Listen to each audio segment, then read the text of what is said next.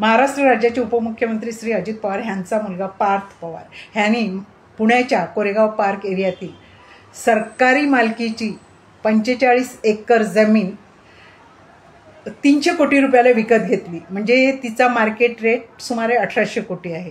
म्हणजे त्यांनी 1500 कोटीला फसवलेलं आहे सरकारला. बरोबर. बरं, 300 कोटीला विकत घेतल्यानंतर त्याची जी स्टॅम्प ड्युटी असते ती 21 कोटी आहे, परंतु ती त्यांनी भरलेली नाही.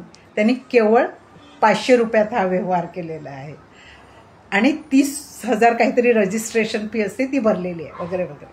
अहो, पण त्यांनी त्या जमिनीचे 300 कोटी काही 3 रुपये सुद्धा दिलेले नाही आहेत, 3 रुपये सुद्धा पेड केलेले नाही आहेत असे खुद्द अजित पवार म्हणत आहेत आणि श्री एकनाथ खडसेही म्हणाले. बरं, त्या जमिनीची त्यांनी काहीच किंमत दिलेली नाही असं म्हणतात. मग ही मीडिया जी आहे ना ते म्हणतात ना की 300 कोटीला त्यांनी विकत घेतली. बरं, 300 कोटीला त्यांनी विकत घेतली, मग ते 300 कोटी त्यांनी दिले कुणाला हेही डिटेलिंग पाहिजे ना, हाही तपशील पाहिजे की बाबा सरकारी मालकीची होती, महारवतनांच्या मालकीची होती, तर त्यांनी ते काही विभागून दिले असतील ना, 100 कोटी आला, 100 कोटी आला, 100 कोटी आला, असं काही केलं असेल ना, तो व्यवहार दाखवायला पाहिजे ना विकत घेतल्याचा. बरं, म्हणे विकत घेतली आणि केवळ 500 रुपये स्टॅम्प पेपरवर, म्हणजे 21 कोटीचे भरायचे असतात ते त्यांनी भरलेले नाहीत. सरकारला त्यांनी 21 कोटीला फसवलेलं आहे. अहो, ज्यांनी 300 कोटी दिलेले नाहीत तिथे तुम्ही 21 कोटीचं काय घेऊन बसलेलं आहे? हां, बरं, 500 रुपयाची त्यांनी स्टॅम्प ड्युटी भरली आणि 30,000 रजिस्ट्रेशन असं म्हटलं जातं. तर त्यात व्यवहार दाखवला जातो ना, म्हणजे किती पेमेंट केलं. बरोबर ना. पूर्ण पेमेंट जरी नाही दाखवलं तरी 50% पेमेंट तरी दाखवायला पाहिजे ना. मग ते 50% काही त्यांनी 3 रुपये पण पेड केलेले नाहीत. मग 500 रुपये स्टॅम्प पेपर आणि 30,000 रजिस्ट्रेशन फी, ह्यामध्ये काय दाखवलं असेल बरं?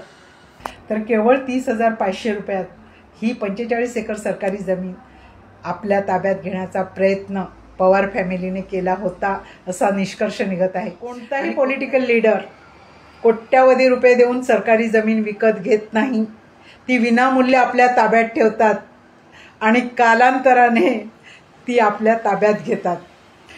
आणि गंमत म्हणजे हा फ्रॉड करणारा जो पार्थ पवार आहे त्याचे वडील उपमुख्यमंत्री अजित पवार म्हणतात हा व्यवहार मला माहीत नाही. अहो, अजित पवार तुमचा तो मुलगा आहे ना पार्थ पवार, तो फारसा हुशार दिसत नाही आणि असा मॅच्युअर्ड पण नाही आहे. तो एकटा हा फ्रॉड करू शकत नाही. तुम्हाला 100% काय 1000% माहीत आहे. बरं, ते मुख्यमंत्री फडणवीस साहेब म्हणतात मला माहीत नाही. ते रेव्हेन्यू मिनिस्टर म्हणजे जमीन ज्यांच्या अखत्यारीत येते ते 52 कुळे म्हणतात मला माहीत नाही. आणि त्यांनी IT पार्क टाकणार होता तो पार्थ पवार तिकडे, म्हणजे उद्योगमंत्र्याशी देखील संबंध येतो. आणि उद्योगमंत्री कोण आहेत तर ते उदय सामंत, ते पण म्हणतात मला माहीत नाही. अहो, तुम्हाला तर हा फ्रॉड माहीत आहेच, परंतु देशाचे जे गृहमंत्री आहेत ना अमित शहा त्यांनासुद्धा माहीत असणार, देशाचे पंतप्रधान मोदीजी यांनासुद्धा माहीत असणार. हां, हे जे अजित पवार BJPच्या बरोबर सत्तेत आलेले आहेत. ते का आलेले आहेत? कारण त्यांचा 70,000 कोटीचा फ्रॉड पंतप्रधान मोदीजीने भरसभेत जाहीर केला होता.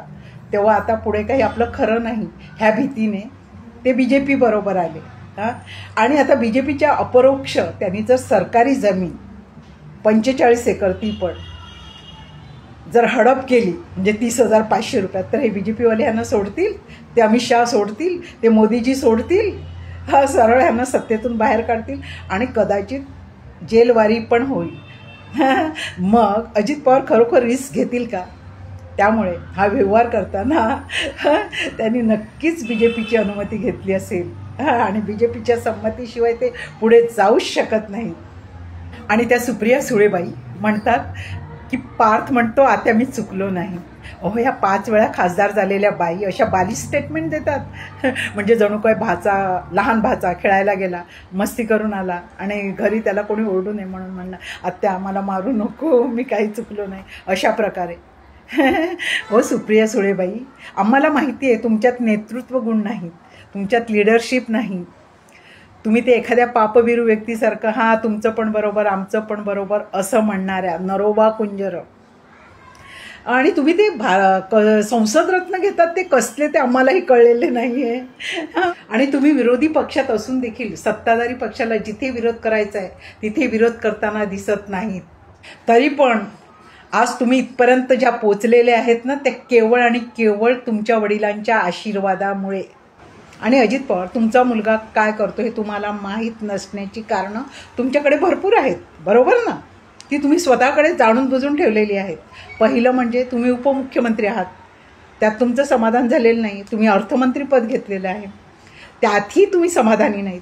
परत तुम्ही पुणे जिल्ह्याचे पालकमंत्री आहात, तिथेही तुमचं म्हणजे एक समाधानच म्हणावं लागेल, तिथेही नाही तुमचं समाधान. तर पुन्हा बीड जिल्ह्याचे तुम्ही पालकमंत्री झालेले आहेत. आता त्या बीडच्या लोकांना म्हणावं लागेल, त्यांनी मध्ये तुमची मागणी केलेली, कारण काहीतरी ते संतोष देशमुख यांची हत्या झाली आणि मग ते जे आहेत ना धनंजय मुंडे, त्यांना राजीनामा द्यावा लागला, मग त्यांचं ते पद गेलं वगैरे. तर म्हणे आम्हाला अजित पवार पाहिजेत. का हो? अजित पवारनी तुमचं काय कल्याण केलं बीडकरांनो? उलट तुमच्या जिल्ह्यात काय घडत होतं ना, ते बाहेर येत होतं, जे काही चुकीचं वाईट ते आत्ता बंद झालेलं आहे. म्हणजे काय तुमचा जिल्हा फार सुरक्षित झाला आहे असा नाही, राईट? ते बंद झालेलं आहे. अहो पण अजित पवार हे तुम्हाला जमणार आहे का? हे तुमचं वय आहे का? त्यामुळे तुम्ही तुमच्या मुलाकडे लक्ष देऊ शकत नसतील हे शक्यता आहे. पण ह्या फ्रॉडमध्ये तर तुम्हाला 100% काय 1000% माहिती आहे. हा भाग वेगळा. कशाला घेता? तुम्ही 288 आमदार निवडून दिलेले आहेत ना, द्या ना त्यांना विभागून पदं. तुम्हीच का ओढून सगळी आपल्याकडे ठेवत आहेत? कारण तुम्हाला फायदे घ्यायचे आहेत. तुम्ही पुणे जिल्ह्याचे पालकमंत्री म्हणजे तुमच्या मुलाला वाटतं की आमचाच पुणे जिल्हा, माझ्या वडिलांचाच पुणे जिल्हा आहे, बीड जिल्हा माझ्याच वडिलांचा आहे, सगळं तुमचंच आहे, महाराष्ट्र तुमचंच आहे.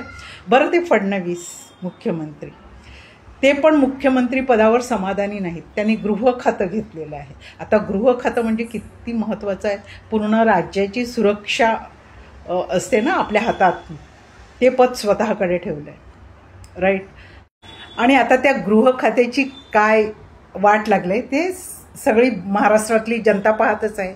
बरं, हे जाऊ द्या. न्याय आणि विधी खातं सुद्धा यांनी स्वतःकडे ठेवलं आहे. आता न्याय आणि विधी खातं किती महत्त्वाचं आहे, म्हणजे प्रत्येकाला न्याय मिळाला पाहिजे. विधी म्हणजे कायदा सुव्यवस्था, हे सगळं व्यवस्थित झालं पाहिजे, तेही स्वतःकडे ठेवलं आहे. किती महत्त्वाची खाती आहे ती. बरं, ते झालं. दुसरं ते ऊर्जा खातं. ऊर्जा म्हणजे इलेक्ट्रिसिटी, म्हणजे चोरी होते ऊर्जेची, वीज चोरी होते. आणि अनेकांना वीज मिळत नाही, म्हणजे गावोगावी सतत लाईट्स जाणं वगैरे. ह्याकडे बघण्यासाठी एक स्वतंत्र मंत्री नको का? स्पेशल मंत्री नको का? ही सगळीच खाती वेगवेगळ्या मंत्र्यांकडे जायला पाहिजेत ना, तेव्हाच ते स्वतः लक्ष घालून त्याच्यावर, म्हणजे जे काही घडतं चुकीचं त्याच्यावर कारवाई करू शकतात. पण तुम्ही स्वतःकडेच सगळं ओढून ठेवल्यामुळे तुम्हाला कसा बरं वेळ मिळेल ह्या गोष्टींकडे पाहायला?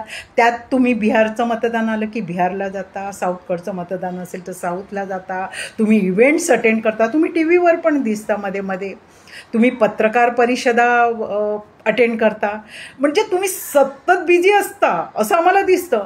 मग ही महत्त्वाची खाती तुम्ही तुमच्याकडे का ठेवली आहेत? तुम्ही आत्ताच म्हटल्याप्रमाणे 288 आमदार निवडून आणले आहेत ना, ते जनतेतून आणले आहेत की कसे आणले आहेत, पण आणले आहेत ना. मग त्यांना कशाला? त्यांना द्या ना ही खाती, त्यांना त्यांच्यावर जबाबदारी टाका ना. तुम्ही स्वतःकडे गृह खातं ठेवलं आहे आणि जो गृहराज्यमंत्री तुम्ही तुमच्या सोबत घेतलेला आहे तो फारसा हुशार दिसत नाही. इज नॉट रिमार्केबल मिनिस्टर, तो साधा आहे. आणि मुद्दाम तुम्ही त्यांची निवड केलेली आहे, जे योगेश कदम आहेत त्यांची. तुम्हाला माहिती आहे, हुशार असेल तर कदाचित तो तुमच्यावर म्हणजे वरचढ ठरेल, हे तुमचं कारण असेल, म्हणून तुम्ही त्या व्यक्तीची निवड केलेली आहे. डॉक्टर संपदा मुंडे प्रकरण, ती मुलगी ती म्हणजे तिने अनेक वेळा तिच्यावर झालेले अत्याचार, छळ तुमच्यापर्यंत मांडले होते, म्हणजे डिपार्टमेंटला लिहिले होते, तरी कारवाई झाली नाही. आणि आता म्हणतात की तिने आत्महत्या केली. ती आत्महत्या का करेल ना? ती क्वालिफाईड डॉक्टर होती. तिने मेहनतीने एज्युकेशन घेतलं होतं. तिचे आई वडील गरीब होते. ती आत्महत्या करून आपल्या आईवडिलांना त्रास देईल का? तिला जर तिथे त्रास वाटला होता आणि होताच, तर ती पुढे जाऊन तिने खाजगी प्रॅक्टिस केली असती, हो की नाही? तिने आत्महत्या का केली असती? तर ती हत्या आहे. आणि तुम्ही तिला आत्महत्येचा रंग देता आणि हत्यारांना मोकळं सोडत आहात. हे तुमचं गृह खातं. न्यायव्यवस्था पहा. आता महिलांसाठी तुम्ही जो महिला आयोग नेमलेला आहे ना, तो केवळ पोचण्यासाठी आणि एखाद्या तुमच्या राजकीय व्यक्तीचं काय म्हणतात ते पुनर्वसन करण्यासाठी, अदरवाईज तो काही कामाचा नाही. तिथे ज्या महिला येतात ना, पीडित महिला, त्यांना अजूनपर्यंत न्याय कुठल्याही महिलेला मिळालेला नाही. कारण त्या लांबून लांबून येतात, सकाळी येतात, संध्याकाळपर्यंत तिथे बसलेले असतात. आणि ती गंमत काय माहिती आहे, त्यांची ती प्रक्रिया काय आहे ती, की त्या महिलांना, ज्या पीडित महिला असतात त्यांना आपल्या जवळपासच्या पोलीस स्टेशनवरून न्याय मिळालेला नसतो. पोलिसांनी त्यांना धुडकावून लावलेलं असतं. त्याच पोलीस स्टेशनला त्या महिलांना पाठवतो न्यायासाठी. म्हणजे ही किती महिलांची, पीडित महिलांची हॅरेसमेंट हा महिला आयोग करतोय. हा महिला आयोग निव्वळ आजारी आहे, मेंटली पण आणि फिजिकली पण. तिथे तुम्हाला कोणीही असा उत्साही व्यक्ती दिसणार नाही. तो पोटमाळ्यावर आहे, माडाच्या कार्यालयात. जसं पोटमाळा आपण जास्त काउंट करत नाही ना, तसा हा महिला आयोग पण कोणी काउंट करत नाही. आणि त्याचाच गैरफायदा घेऊन हा महिला आयोग पीडित महिलांना न्याय देत नाही. बरं, महिला आयोगाचे अध्यक्ष कोण, तर कुठल्या तरी पक्षाच्या. अहो, ज्यांचं एज्युकेशन नाही, ज्यांचं क्वालिफिकेशन नाही, ज्यांना मराठी बोलता येत नाही, अशा व्यक्तींना तुम्ही अध्यक्षपदी ठेवता. हां, आज 25 वर्षापूर्वी निर्मला सामंत प्रभावळकर ह्या महिला आयोगाच्या अध्यक्ष होत्या, ॲडव्होकेट होत्या, इंग्लिशवर कमांड होता, त्यांची मराठी भाषा शुद्ध होती. त्या प्रत्येक महिलेला म्हणजे न्याय देत होत्या. तर अशा व्यक्तींना तुम्ही अध्यक्ष करा ना. म्हणजे महिलांना काय तुम्ही खिचगणतीत धरत नाही म्हणून कोणी तिथे नेमून ठेवतात. आणि ज्या महिला त्यांच्यावर होणाऱ्या छळाला कंटाळून आत्महत्या करतात किंवा त्यांची हत्या होते आणि त्यासाठीचं निवेदन त्यांनी आयोगाकडे केलेलं असेल, म्हणजे आयोगाकडे दाद मागितलेली असेल, परंतु ह्या आयोगाने त्यांना दाद दिली नसेल, त्यांचं निवेदन स्वीकारलं नसेल किंवा त्याविरुद्ध ॲक्शन घेतली नसेल, तर अशा केसेसमध्ये ह्या महिला आयोगाला मुख्य आरोपी करावे. फडणवीस साहेब, तुम्ही जेव्हा BJPचे प्रवक्ता होते आणि विरोधी पक्षात होते, तेव्हा सत्ताधाऱ्यांना तुम्ही सळोकीपळो करून सोडलं होतं. म्हणजे त्यांच्या प्रत्येक कामात तुम्ही चुका दाखवायचे, राईट. आणि आता तुम्हाला त्याची आठवण नाही. खरं तर तुम्ही तुमचा तो भूतकाळ आठवा आणि कम्पेअर करा आता वर्तमानाशी, की आपण काय बोलत होतो आणि आता आपण काय करतोय, आपण काय चुका दाखवत होतोय आणि आता आपण किती चुका करतोय वगैरे वगैरे. तर कदाचित तुम्हाला स्ट्राईक होईल की आपण जे करतोय ते रॉंग आहे म्हणून, राईट. आणि दुसरं म्हणजे असं वाटतं हां, की फडणवीस सरांनी